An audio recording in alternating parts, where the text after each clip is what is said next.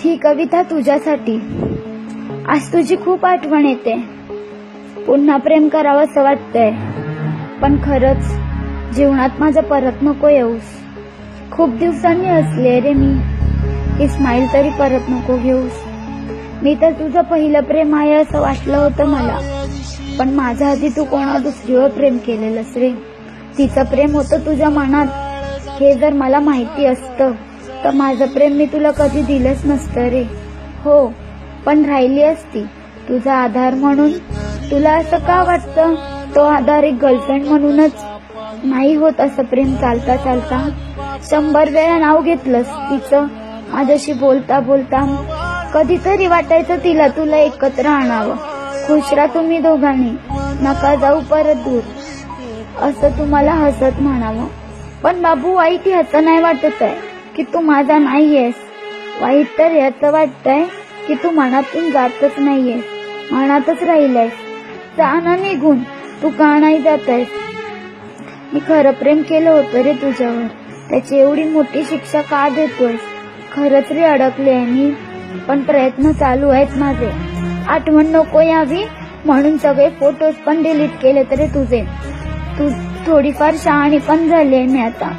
स्वतःची कामं मी स्वतःच करते. नाही, मी आता परत कोणावर प्रेम करणार. रॉकस्टार व्हायचंय मला, आणि तिने बनणार.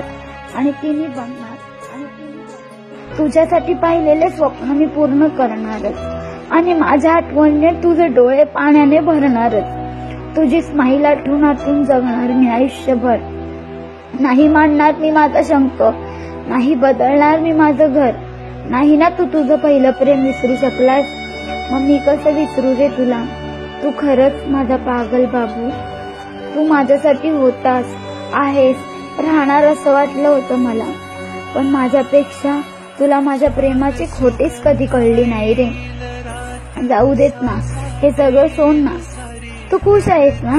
तू खुश राहा, मी पण जगेन हसत खेळत. प्रॉमिस माझं तुला. रॉकस्टार झालेला पाहशील तू मला. पण खरंच बाबू, तुझ्यावर खरं मी खूप प्रेम करायची रे. तुला कधी फसवलं नसतं, पण तू मला फसवलंस. हो, माहिती आहे, तू चुकीचं नाही केलंस.